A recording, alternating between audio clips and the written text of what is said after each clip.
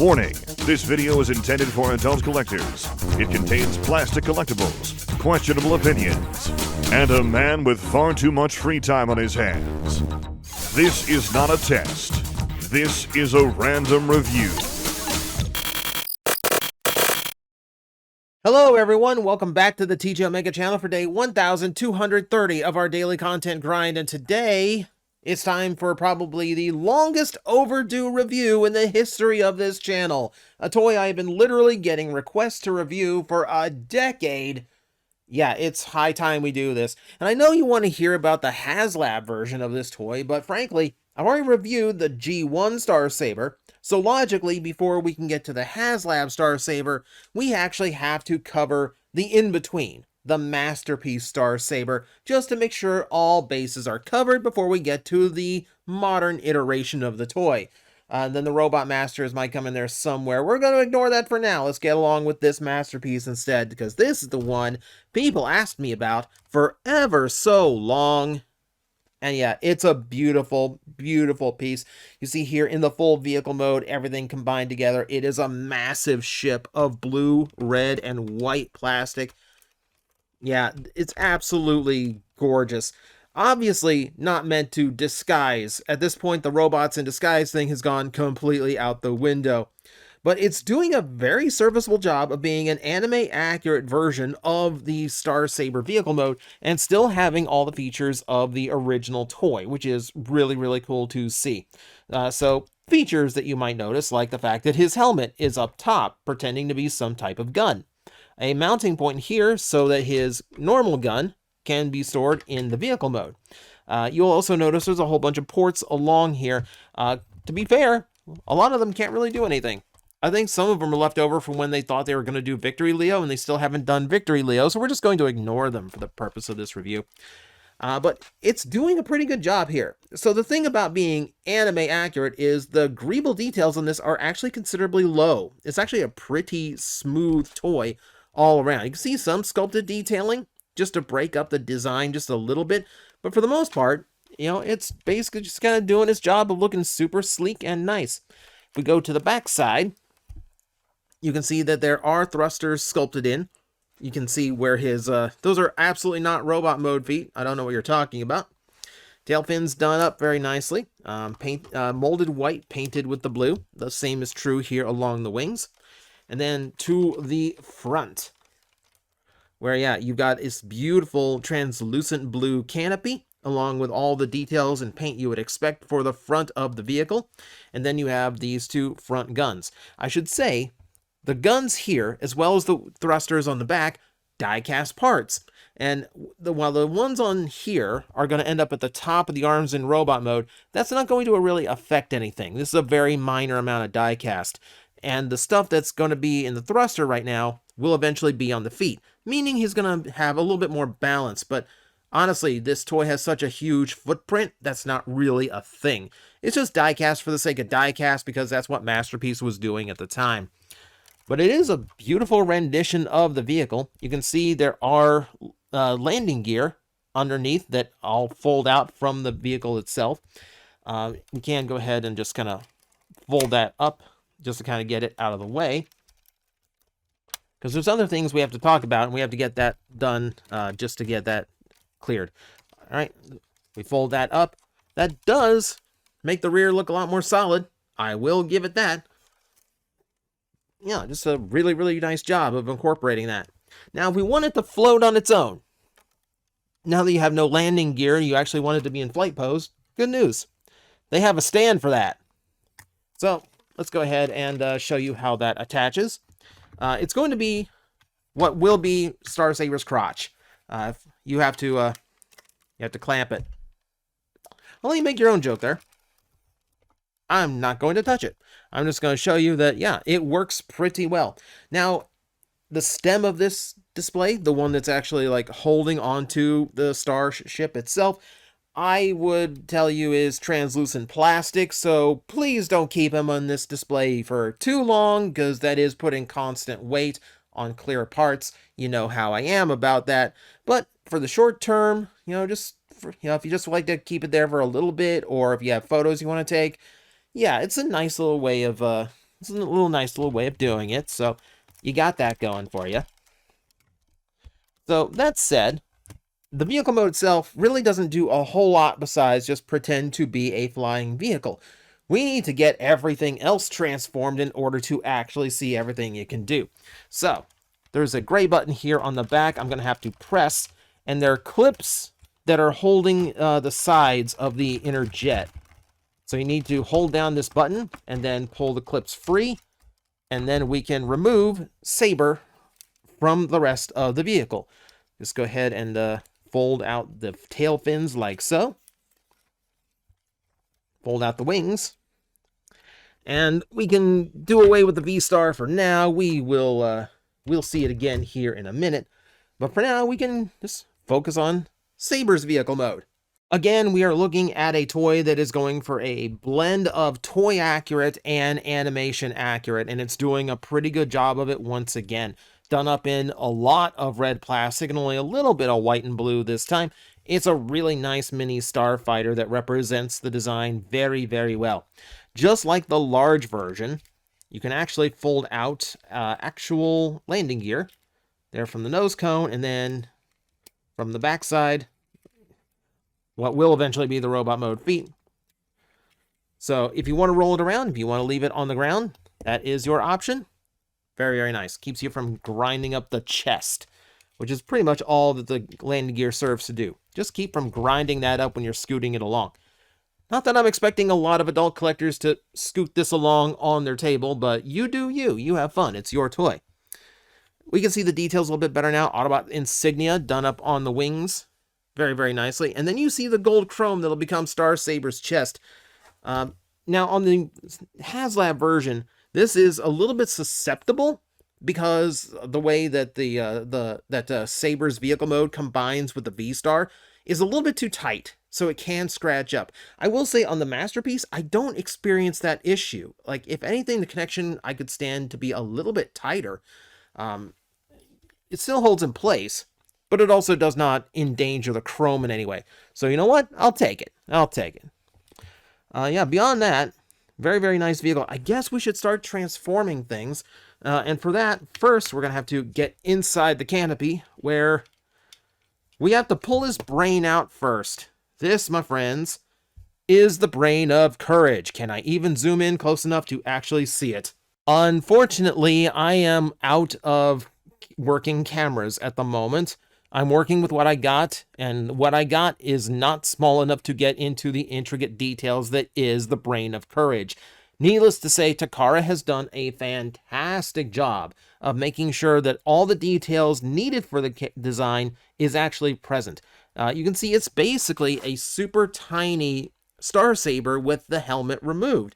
Right down to the visor being painted blue, the yellow crest on the helmet, the feet and the knees are individually painted, the hands, the little details on the chest that are gray. It's all there. It's doing a really, really cool job. And yeah, you can see just from my fingernails, super tiny figure. This is like less than an inch tall. Incredibly impressive job from Takara. Oh, and by the way, articulated still. The hands and feet do go up. So that lets him sit inside the cockpit of the jet. But also, yeah, it's just nice that they actually gave it some kind of articulation to this size. It could have very easily just been like one fold to the legs. Very, very good job by Takara. I'm very, very impressed. And now I need to zoom out again. So with that done, let's actually transform this toy. For starters, I'm going to have to pull the cockpit off in order to expose the head of the robot. Now for this part, some kind of complicated motion has to go on in order to pull the legs out. You got to bend them forward and then pull them diagonally in order to get the knees exposed. And then you'll have to do that in reverse in order to get it back into vehicle mode. That's the fun part. Gonna go ahead and split these so I can adjust the legs, get those correctly oriented.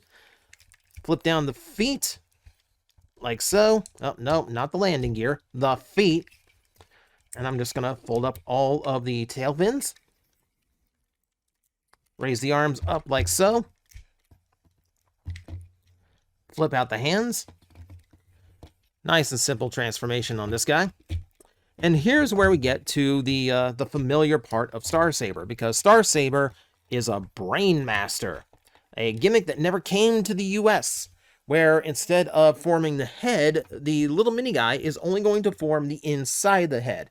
Now, the secret to this one in particular is this one does not turn into the face. Originally, on the original G1 toys, you would open up the torso, which on this one is a little tricky. There's not a whole lot of room to reach it, but you know, if you get a fingernail in there, you can do it.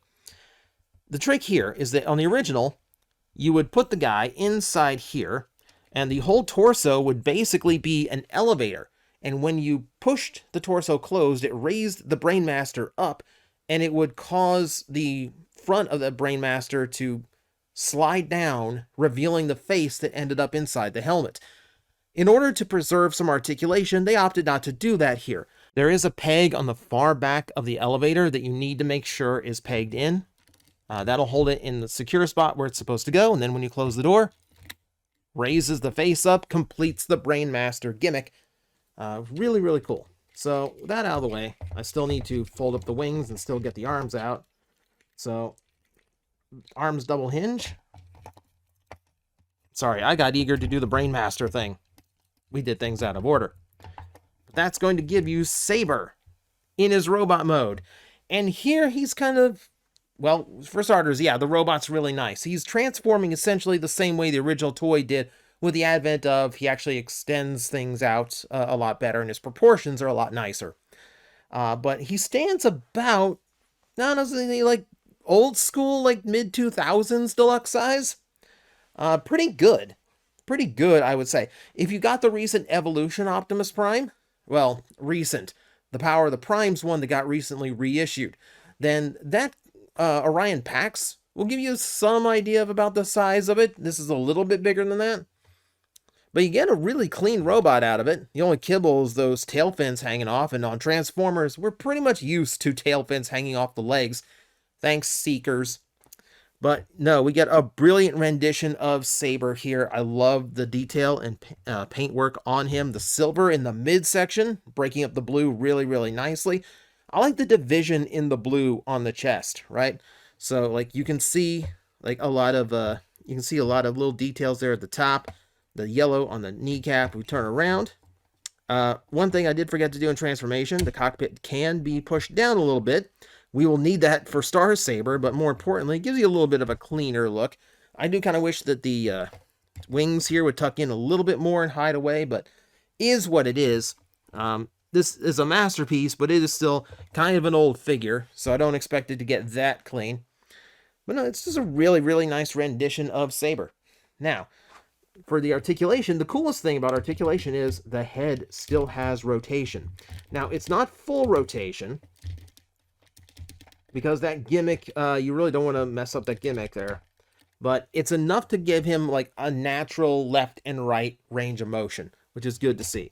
Universal shoulders, which have like a nice little ratchet there on the forward shoulder motion. You have a bicep swivel, you have a 90-degree elbow. No wrist rotation, but you do have hands that open up, which is kind of cool. Nothing in the waist, because we're going to need transformation there. The hips are Energon style. So you have like that hinge that can go that way, and then you rotate it from there.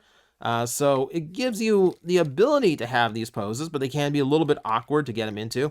The knees are 90-degree bends. Again, you hear some really nice ratchets in there. There's a swivel just below the knee as well.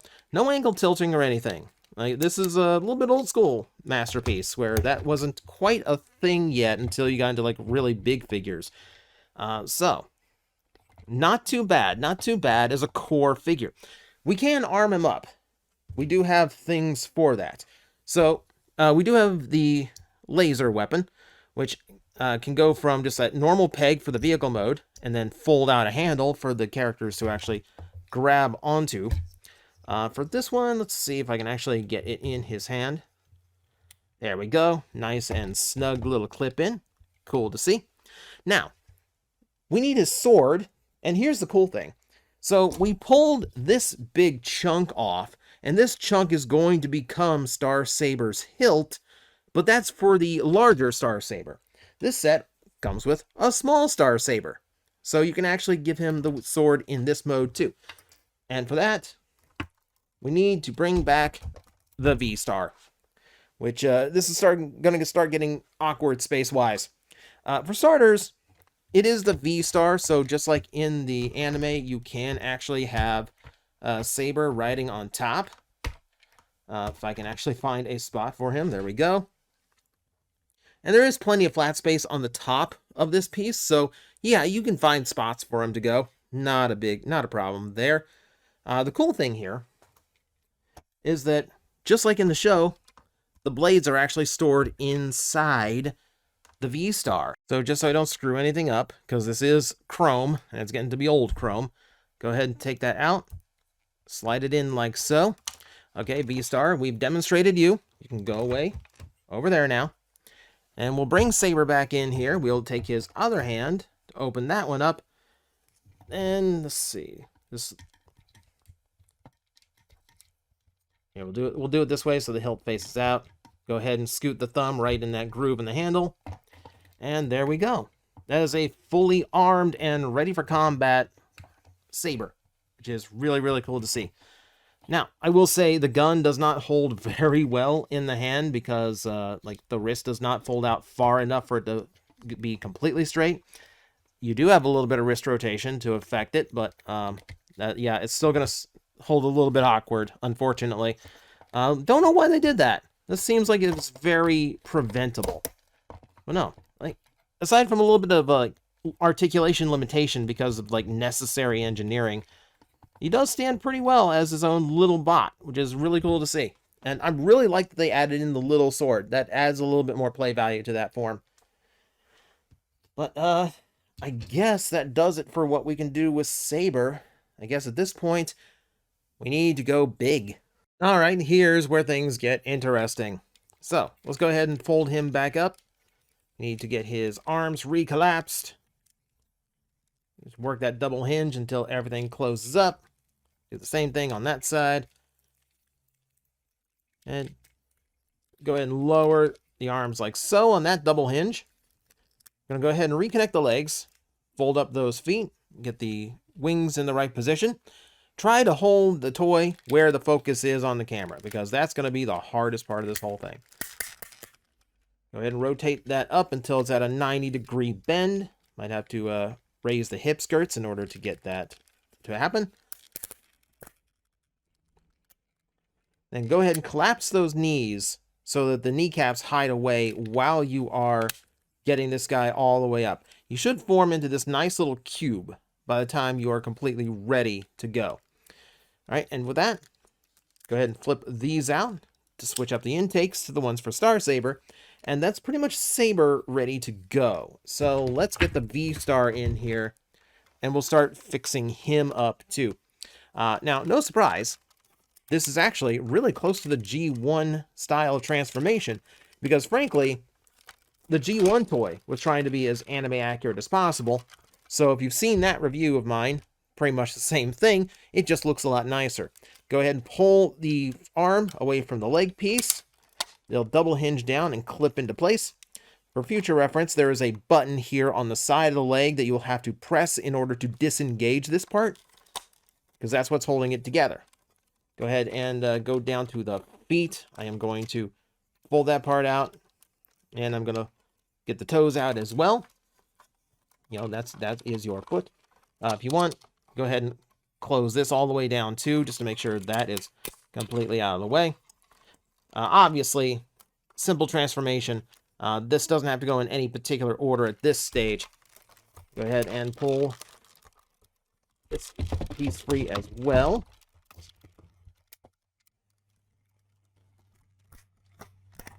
Bring down. Wait for everything to click together. On the arms, I'm going to pull it free until both the top and bottom hinges of the bicep are exposed. And that's going to be where we need to stop for now. Move the camera up a little. And I'm going to open up the doors. And this is where Saber's ready to go in. So when you put Saber in, the thing you're going to need to do is get this middle tab, you know, somewhere in between here, like right between the legs, right between the hips, And then these little gray clips that you see here on the side, like right there, that's going to be what's holding Saber inside the body. So go ahead and kind of angle it down. There is also a button. I should also indicate there's a button here on the back that you should be hitting in order to bring that little gray tab forward. That's going to help. That's going to help get it into the correct position, and that will also help hold Saber in once the whole connection is complete. So kind of go at it at a diagonal, get him pushed down, and once it starts to go down, that's when you can push it back and snap it back into place there. Okay, once he's in the right spot, go ahead and fold the doors back in. That's when you can take these fins, push him to the back to create Star Saber's chest. And if we go to the back, we have one of my favorite tricks of this entire toy. So I have to do this. This should be the final step, but unfortunately, due to engineering, we have to do something else first after this. So the helmet is held on by a little clip. Let me get him in a way that I can hold him in focus so you can actually see this. So we're going to go ahead and rotate this up. Take it to the front. And this whole thing should slide over Saber's head. Once it is, go back to the back and actually push this clip together, and it will unclip from Star Saber's helmet and fold back in nicely, which is how they got the whole, like, he needs neck articulation, but they have to actually get the helmet from the back to the robot, which is funny to me. And then we can go ahead and double hinge this up, make sure that these are pegged in to secure everything. And back to the front, we go ahead and rotate the horns up. They are very tight, so be careful. Make sure you rotate them at the base of the horn, not the middle, because the middle is a very thin hinge. You will break something. Get that up. Make sure the faces move down. And that's going to be our transformation. And now I need to refocus everything. In robot mode, Star Saber is as glorious as I had hoped he would be when they first announced this toy. The parts are big and solid. The proportions are very anime with an emphasis on a larger head and a narrower waistline. And it's everything at the time, anyway. It was everything I ever wanted a Star Saber toy to be. Me, who could never hope to actually get the vintage one.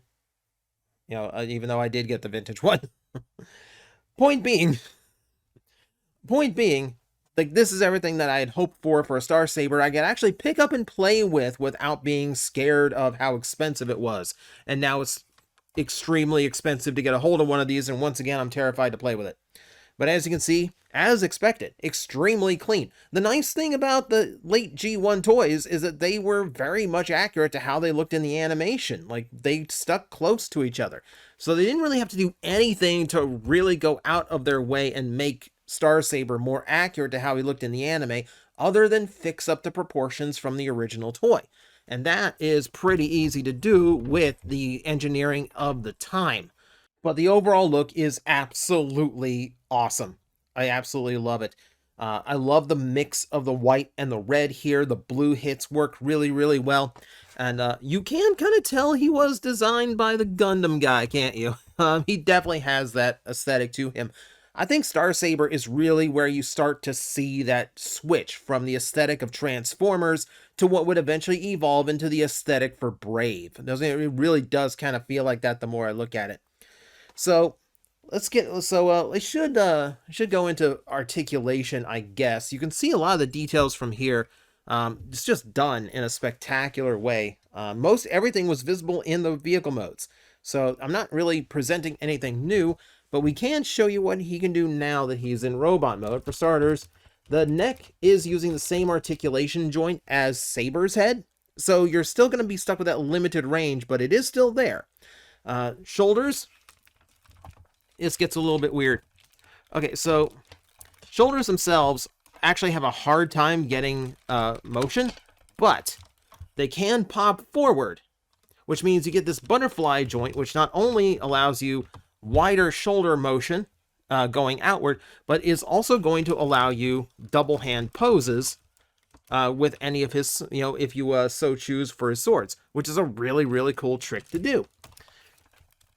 And now we get to the part where everyone complains about Masterpiece Star Saber, and that would be the arms. Because for as big as this toy is, and considering this is a toy that is supposed to be a swordsman, the arms have some pretty weak articulation. Now you have bicep rotation, you also have the rotation below the elbow, but despite all this, despite clicky, clacky shoulders and hips, when you get to the arms, very soft, detenting, and feels very loose. Like this, it'll hold a pose, but barely. And that is not what you expect from Masterpiece level toys. Like the cost that these toys were going for, even at the time, this was kind of a huge oversight, I think a lot of people found. We just wanted something a lot more secure, especially if we held out hopes for Victory's Saber coming out someday. That's a gigantic cannon that this flimsy little elbow would be expected to hold, and it absolutely would not be able to. So that's the downside everyone points out. I gotta point it out too, because yeah, it doesn't feel great. But you can see there is a lot of motion there. The wrists also have like an in and out, like the wrists even butterfly joint. The hands, they do have the nice articulation where it's like 3 fingers and then 1 finger. So you got that going for you. The waist joint does work. It's going to be a little bit limited in some spots because of the hip skirts, but you do still get an okay range out of it. The hip skirts do get out of the way to reveal universal hip joints. Again, these side pieces are limiting how much range that the articulation has, both in the waist and the hip. Again, it's a downside that you wouldn't expect from Masterpiece level. The thighs does swivel above and below, and then, yeah, you do have close to 90 degrees on the knee. That could have been done better. Well, me realizing I forgot to actually switch the hips up. Don't mind me. Haven't messed with this toy in, what's it been, like a decade? It's been a bit. Been a bit. So you do have a good range of articulation. I will give it that. Oh, and by the way, now he has ankle tilt. Now he can actually stand with his legs open a little bit. You can also see, yeah, the horns are posable too if you want them in a different position. So you got plenty of articulation, though for Masterpiece level, yeah, there are definite flaws that I think a lot of people were kind of upset by, and rightfully so. Like, I won't lie. Like, it really shouldn't be limited in the hips and waist, and those elbows really need to be ratcheted. Kind of unfortunate. But, okay, let's see, what else can we do here? Well, for starters, we have hidden features that I really should have showed off in the vehicle mode. No, I didn't forget them. Again, been a decade. But you can still use it here, where these pieces actually do double hinge to reveal missile batteries hidden inside. No, it's not an Eggo waffle hiding spot. No, what are you talking about? It is cool. You just did a little bit of a added accessory and added weaponry play. Great for any mode, including the base mode, which, by the way, Star Sabers are supposed to have base modes. We completely skipped it because the Masterpiece actually isn't designed to do it. It can get into a similar position, but it can't make the right connections. There's no dedicated engineering for it. I consider this a plus, because the base mode's terrible. But for those who are hoping that it did everything the original toy did, I will admit, it does skip on that. But let's see what else we can do. Oh, remember the stand? The stand is actually removable. Slides out, and then the handle slides in because this is actually his shield. Very, very pretty. Now, I will mention, he can still hold his gun as well. But why would he hold the gun when he's Star Saber? We need him to hold his saber. So I'm going to go ahead and give him his shield. Now, this time we'll have to use the peg and tabs that are in the side, which will then slot into the backside of the hand. And I guess the palm of the hand in this case. So make sure that is tabbed in order to hold on to the shield firmly. And here again, look at that. Yeah. Elbows, not so great on him. But he'll hold it there. The top one's a little bit nicer than the bottom. But then we need to get to this piece. Remember the nose cone? We haven't talked about it in like half an hour. So let me show you the neat thing here. So this blue piece inside is the clip that holds the nose cone onto Saber. However, if I flex it a little bit, well, actually, if I open this whole thing up to release it and then flex it, it comes out because this is the handle for the sword itself, which is a clever little double use of the piece. Kind of neat trick. We're going to have to go back into his shoulder and remove the other blade. Come on. Now, if you stick it out far enough, like you can kind of mimic him, like drawing it from the back like he's supposed to, but it's not the most friendly thing to do, so best to avoid that is just like a little trick. This piece is double hinged, so it's actually going to slot in right here. So if I can get it lined up, there we go. And just like a bird beak, it's going to close in on the tab up top in order to sandwich that chrome blade, and that's going to give us the weapon. Now, can I get this in here? See, yes, I can. Can you hold that up? Yes, you can. Thank you very much, Star Saber. I should hope you could at least hold your sword up for me before we finish this review. So yeah, at least the sword itself is light enough to defy those loose elbows. And yeah, with that out of the way, that's pretty much your toy. This is a pretty long review, not gonna lie, but obviously it is essentially just a really giant transformer that does a whole bunch of things. No big surprise. I didn't even show you how giant. You can get a guess by my arms, but just in case, let's bring in a modern leader. This big red T-Rex guy. Just so you have some kind of size comparison. No reason for why I chose a dinosaur of this color. I'm just going to move him over there again so you can just wrap up this with the size comparison. And that's going to do it for a very long overdue review. It's still a pretty magnificent toy. Flawed. I will give it that. It is absolutely flawed. But it's still a really fun figure. It's still a really cool display piece. If you can figure out how to tighten the elbows, and yes, people have figured out all along the way, you can get a really good play piece out of this as well. In a weird way, this might actually be cheaper than the HasLab at some point. So depending on your Star Saber needs, yes, it still does suit very nicely. However, I will let you know, just in case you clicked on this and you're curious and you actually waited all the way to the end of this video to find out. Yes, he does have components that are dedicated for a Victory Leo. No, they never made a Victory Leo, but Masterpiece Gatai is a thing now. Who knows if this thing gets reissued? Expect a MPG Victory Leo at some point. But for now, what you have is a very well-featured figure that does everything you anticipated it would do, marred by a couple of articulation faults, which is about the worst I could say about it, because other than that, I think it's still pretty good. So with that, I'm going to go get a glass of water. Thank you everyone for watching. I hope this was worth the very long wait for some of you. And as always, I will see you next time. You've been waiting a long time, haven't you? But the wait's almost over. You're about to meet the brightest star in the universe. We're going to make an impact.